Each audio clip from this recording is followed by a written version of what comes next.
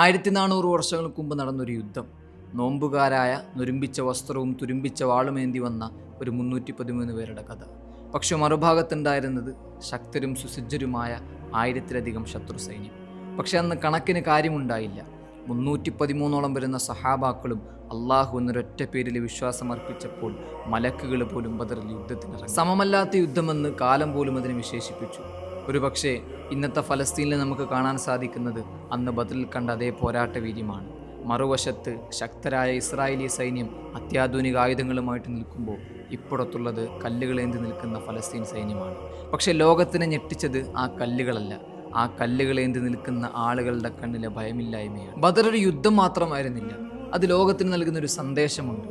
നീതിക്ക് വേണ്ടിയുള്ള പോരാട്ടത്തിൽ എണ്ണം എത്ര ചെറുതാണെങ്കിലും പടച്ചോനുള്ള വിശ്വാസം വലുതായാൽ മാത്രം. ഒരു പക്ഷേ ഫലസ്തീൻ നമ്മളോട് പറയുന്നതും അത് തന്നെയായിരിക്കും.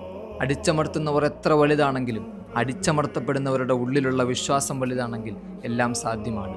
തഖ്വയും തവക്കുലും ഒരുമിച്ച് വന്നപ്പോൾ വിധി പോലും അറിയാതെ പറഞ്ഞുപോയി, ഇയൻസുറുക്കുമുല്ലാഹു ഫലാ ഗാലിബ ലക്കും.